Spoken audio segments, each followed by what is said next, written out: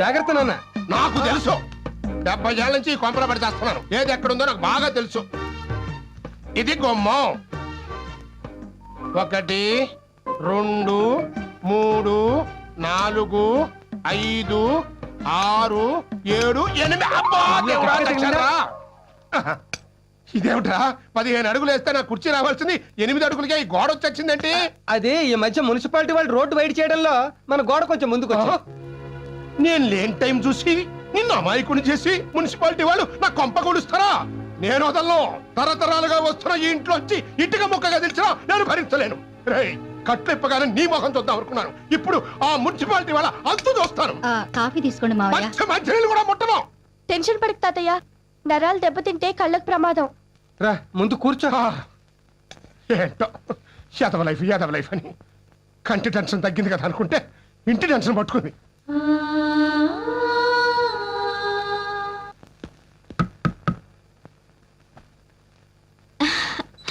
రానయ్య. ఓ, నేను జైల్లో ఉండగా నీకు పెళ్లి కూడా చేసేసాడా? ఎవరు గాయత్రి? ఓ బావగారు మీరా? ఏయ్, ఎవడరా నీకు బావగారు? ఏం బాబు బాగున్నావా? ఏంటి ఇది? లేబర్ వాళ్ళంతా తీసుకొచ్చి ఇంట్లో పెట్టారు. అన్నయ్య, మాటలు మర్యాదగా రాని. ఆయన మా ఆయన, వాళ్ళు మా అత్త మావలు. వాట్? వీడు నీ మొగుడు, వాళ్ళు నీ అత్తామావలు? అవును. చెయ్, ఇంత లో క్లాస్ వాళ్ళని చేసుకోవడానికి నీకు, చేయించడానికి వాడికి సిగ్గులేదు? అది కాదు బాబు. అందరూ బయటికి పడి. Hello, out. ఆవేశపడకో. ఇది నీళ్లు కాదు, నా ఇల్లు. నీళ్ళ అంటే దీన్ని కట్నం కింద కొట్టేసావా? కొట్టేలేదు, కష్టపడి కొనుక్కున్నారు. కొనడానికి వీళ్ళెవరు, అమ్మడానికి వాడేవాడు? ఏడి వాడు?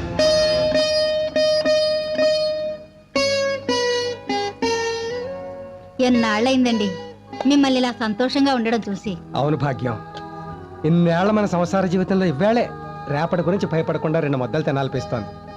మీ నాన్నగారికి ఇల్లు అమ్మేశారని తెలిస్తే? కంటి గురించి చెయ్యి తొక్కాడు, ఇంటి గురించి గొంతు తొక్కుతాడని భయపడుతున్నావా? 2 రోజులు తిడతాడు, అలవాటేగా, పడదాం. ముందు మన అప్పులన్నీ తీరిపోయాయి. ఇక నుంచి ఏ ఒక్కడో కూడా నా గుమ్మ ముందుకు వచ్చి నన్ను అమర్యాదగా పిలవలేడు. బయటికి. అది మన కిరణ్ గాడి గొంతు కదూ? అవును తాతయ్య, అన్నయ్యే. మరి కన్న తండ్రిని పట్టుకుని పేరు పెట్టి పిలుస్తాడేమిటి దరిద్రుడు? నిన్నేరా, బయటికి రారా. ఏంట్రా ఇది? కన్న తండ్రిని పట్టుకుని ఏం మాట్లాడాలి? కన్న తండ్రా వీడా?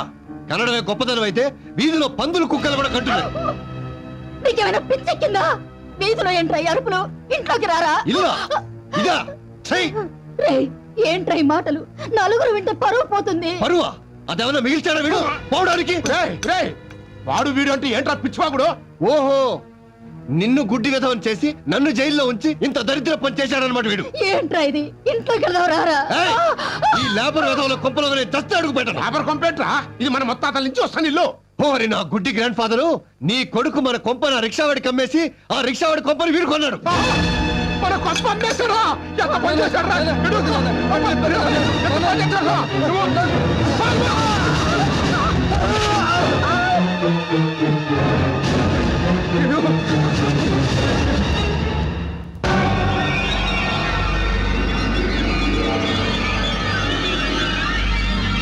అమ్మో అమ్మో, చెత్త కొరక ఇల్లు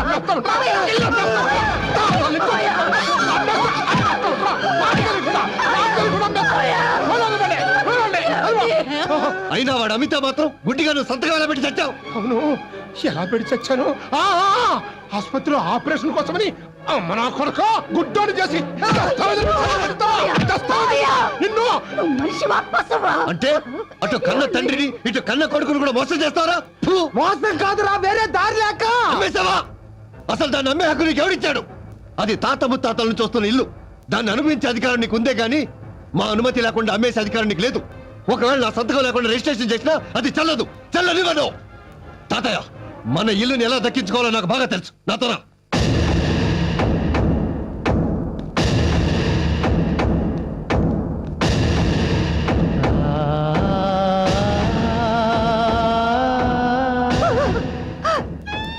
ఏమిటండి ఇది? ఆయన వాళ్ళకంటే అప్పులాళ్ళే నయం కదండి. అప్పులాళ్ళే నయం కదండి. Order order order order. ఇంతవరకు భారతదేశ చరిత్రలోనే రాని విచిత్రమైన మిడిల్ క్లాస్ కేసు సార్ ఇది. కన్న తండ్రే మోసం చేశాడని ఓ కన్న కొడుకు పెట్టిన కేసు ఇది. కన్న కొడుకే మోసం చేశాడని ఓ కన్న తండ్రి పెట్టిన కేసు ఇది. ఇందులో విశేషం ఏంటంటే ఆ కన్న తండ్రి ఆ కన్న కొడుకు ఒకడే అవడం. చట్టరీత్యా తాతల కాలం నుంచి వస్తున్న ఆ ఇంటిని అటు తండ్రి అనుమతి లేకుండా ఇటు కొడుకు అనుమతి లేకుండా అమ్మడం తప్పు. ఒప్పుకుంటాను సార్, కానీ ఈ ఒక్క తప్పే నేను న్యాయంగా చేశాను. తప్పని న్యాయంగా చేశానంటారేంటి? అవును సార్, ఎందుకంటే అసలు తప్పులు అంతకంటే పెద్ద తప్పులు మరెన్నో చేశాను కాబట్టి. నేను మధ్యతరగతి మనిషిగా పుట్టడం మొదటి తప్పు. పెళ్లి చేసుకుని అంతకంటే పెద్ద తప్పు చేశాను. అధిక సంతానాన్ని కని క్షమించరాని తప్పు చేశాను. నన్ను కని పెంచి పెద్ద చేసిన నా తండ్రికి కంటి ఆపరేషన్ చేయించకుండా బాధ పెట్టి గుడ్డివాణ్ణి చేసి దస్తావేజుల మీద సంతకాలు చేయించి కొడుకుగా తప్పు చేశాను. ఒక్కగానొక్క కొడుకని నన్ను కుటుంబాన్ని ఉద్ధరిస్తాడని వాడికి వచ్చే కట్నంతో ఆడపిల్లల పెళ్లిళ్ళు చేయొచ్చని ఆశతో వాడిని మాత్రమే పెద్ద పెద్ద చదువులు చదివించి ఆడపిల్లలకు అన్యాయం చేసి తండ్రిగా తప్పు చేశాను. తక్కువ కట్నం అడిగాడు కదా అని కక్కుర్తిపడి వాడు ఎటువంటి వాడో తెలుసుకోకుండా పెద్ద కూతురునో దౌర్భాగ్యుడికి ఇచ్చి పెళ్లి చేసి చివరికి దాని పసుపు కుంకాలు కూడా తుడిపేసి మరింత తప్పు చేశాను. రెండో కూతురు తన కాళ్ళ మీద తనే నిలబడి 4 డబ్బులు సంపాదించుకుంటుంటే సిగ్గు లేకుండా ఆ డబ్బులు వాడుకున్నాను. చివరికి నేను పెళ్లి చేయలేనేమోనని తన మొగుడిని తనే వెతుక్కుని వెళ్ళిపోతే భారం తగ్గిందని బాధ్యత లేని తండ్రిగా తప్పుకున్నాను. ఫస్ట్ మార్కులతో స్కూల్ ఫస్ట్ తెచ్చుకున్న నా మూడో కూతుర్ని చదువు ఎక్కువైతే అంతకంటే ఎక్కువ చదువుకున్న మొగుడిని తేవాల్సి వస్తుందని చదువుకుంటాను నాన్న అని ఆశగా నోరు తెరిచి అడిగితే వద్దమ్మా అని నిర్దాక్షిణ్యంగా నోరు నొక్కేసి మరింత తప్పు చేశాను. కొడుకుగా తండ్రిగానే కాదు, చివరికి అన్నగా కూడా చెల్లెల్ని పట్టించుకోలేదు. తను తప్పు చేస్తే అడ్డుకోక మౌనంగా ఉండి తప్పు చేశాను. ఎన్ని భయంకరమైన తప్పులు చేశాను సార్. నేనే కాదు, మధ్యతరగతి కుటుంబంలో పుట్టిన ప్రతి వాడు ఈ తప్పులే చేస్తున్నాడు. ఎందుకంటే బుర్ర నిండా ఆశలు, ఇంటి నిండా కష్టాలు, పెరిగిన ధరలు, తరగని బాధలు, పాలవాడికి, నీళ్లవాడికి, రెంటుకి, కరెంటుకి, రేషన్కి, మందులకి, కూరలకి, కూతుళ్ళకి, అల్లుళ్ళకి, కొడుకులకి, చదువులకి, పండగలకి, పబ్బాలకి, శుభాలకి, అశుభాలకి, అన్నిటికీ ఖర్చు ఖర్చు ఖర్చు. తెల్లవారితే సమస్య, నోరు విప్పితే డబ్బు, అడుగు వేస్తే అప్పు. అన్నిటికీ సాకు 1వ తారీఖు. అది సర్వరోగ నివారిణి. 1వ తారీఖు అని 30 రోజులు ఎదురు చూస్తాను సార్. చివరికి అది ఇలా వచ్చి అలా వెళ్ళిపోతుంది. వరద బాధితులను ఆదుకోవడానికి హెలికాప్టర్ వచ్చి వెళ్ళిపోయినట్టు. 1వ తరగతి వాడికి 2వ తరగతి, 2వ తరగతి వాడికి 3వ తరగతి, ఇలా అన్ని తరగతుల వాళ్ళకి ఎదుగుదల ఉంటుంది. ఒక్క మధ్య తరగతి వాడికి మాత్రం ఎదుగుదల ఉండదు సార్. ఒక్కడు రెక్కలు ముక్కలు చేసుకుని సంపాదిస్తుంటే 10 మంది అడ్డగాడిలా కూర్చుని తినే దౌర్భాగ్య సాంప్రదాయం మారినంత వరకు మా మధ్య తరగతి కుటుంబాల కథ ఇంతే సార్. నా కష్టాలు ఏ దేవుడు తీర్చాడు కాబట్టి, నా తండ్రి కొడుకుల సమస్యలు నావిగా భావించాను కాబట్టి ఆ ఇల్లు కూడా నాది అనుకునే గత్యంతరం లేక అమ్మేశాను సార్. ఆ వచ్చిన డబ్బులో 1 రూపాయి కూడా నేను వాడుకోలేదు. 5,000 పెట్టి రిక్షా మాత్రం కొన్నాను సార్. అది ఎందుకో తెలుసా? ఇప్పుడు కొన్నా గుడిసైనా అమ్ముకోకుండా ఉండాలనే ఆశతో. అదే తప్పైతే ఈ అల్పజీవిని, ఈ అసమర్థుడిని తప్పకుండా శిక్షించండి సార్. మీరెంత పెద్ద శిక్ష వేసినా 50 ఏళ్ల మధ్య తరగతి మనిషిగా నేను అనుభవించిన శిక్ష కంటే అది చిన్నదే అవుతుంది.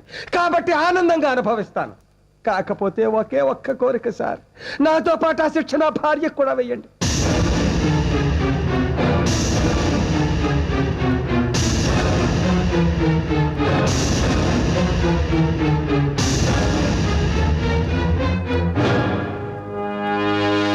నీ వ్యధ విన్నాక నిజంగా నీ మీద జాలి వేసింది, కానీ నీ కోరిక విన్న తర్వాత నీ మీద అసహ్యం వేస్తుంది. I'm sorry sir. Please sir, దయచేసి ఒక్క కోరిక కాదరకండి సార్. నేను మాత్రమే జైలుకెడితే నా భార్య దిక్కులేందైపోతుంది సార్. దాన్ని ఎవరూ పట్టించుకోరు. ఇన్నేళ్ల సంసార జీవితంలో ఆ పిచ్చిది ఒక్క పూట కూడా కడుపు నిండా అన్నం తినలేదు సార్. జైల్లో అయితే ఉండడానికి చోటిచ్చి 2 పూటలైతే అన్నం పెడతారు సార్. దాని మెళ్ళలో నేను 3 ముళ్ళు వేసినప్పుడు కష్ట సుఖాల్లో జీవితాంతం తోడుగా ఉంటానని అగ్ని సాక్షిగా ప్రమాణం చేశాను. కానీ ఇన్నాళ్ళు నా కష్టాలన్నిటికీ అది తోడుగా ఉంది సార్. ఇప్పుడు ఇన్నాళ్ళకి ఈ వయసులో నాకు సుఖపడే అదృష్టం పట్టింది.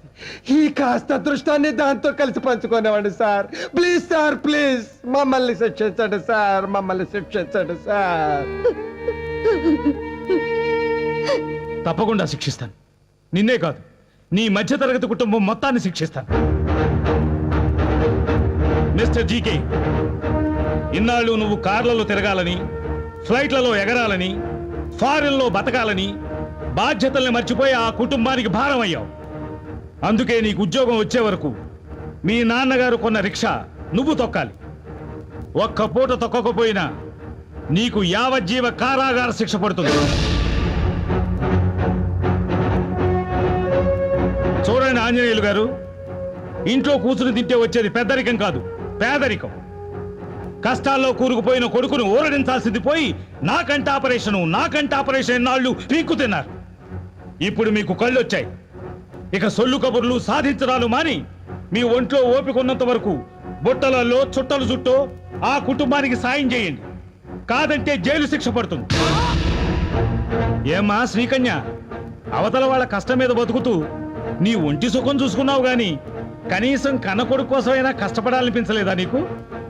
అందుకే ఈ రోజు నుంచి ఆ అన్నగారి మీద ఆధారపడకుండా నీ తిండికి నీ బిడ్డను చదివించడానికి కూరగాయలమ్ము. అమ్మా పార్వతి, నీకు కూడా శిక్ష వేస్తున్నాను. నీలాంటి ర్యాంక్ స్టూడెంట్స్ ఈ దేశానికి చాలా అవసరం. కాబట్టి నువ్వు కాలేజీకి వెళ్ళి బాగా చదువుకో. నీ చదువు కావలసిన డబ్బు వీళ్ళంతా ఖర్చు పెడతారు. మీ భార్యాభర్తలిద్దరికీ కలిపి శిక్ష వేస్తున్నాను. ఇన్నాళ్ళు ఒంటెద్దు బండి లాంటి సంసారాన్ని లాగి అలసిపోయారు. ఇక మీ కుటుంబం గురించి బాధపడకుండా మీకొచ్చే పెన్షన్ డబ్బుతో హాయిగా రెస్ట్ తీసుకోండి.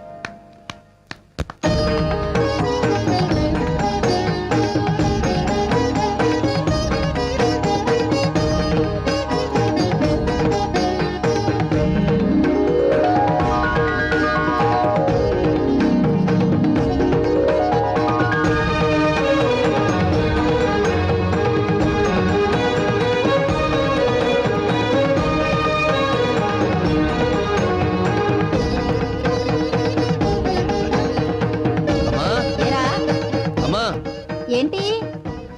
ఈ నెలంతా నేను కష్టపడి రిక్షా తొక్కి సంపాదించిన డబ్బు 3000. వారి నా గ్రాండ్ సన్ను, ముసలోనైనా నీకంటే నేనే బెటర్ రా. ఈ నెలంతా బుట్టలని సంపాదించింది 3200. పోరి నా ఓల్డ్ ఫాదరు, ఆడదాన్నైనా కూరగాయలమ్మి 3600 సంపాదించాను. అబ్బో, మీ అందరికంటే నా సంపాదన ఎక్కువ, 4000. అయితే ఈ 4000 మీ దగ్గరే ఉంచండి నాన్న, ఖర్చులకు పనికొస్తాయి. మరి మిగతాదో? మిగతా 100 ఈ డిబ్బిలో వేయండి. Very good. అమ్మో, 1వ తారీఖు వచ్చేసరికి ఎంత డబ్బు!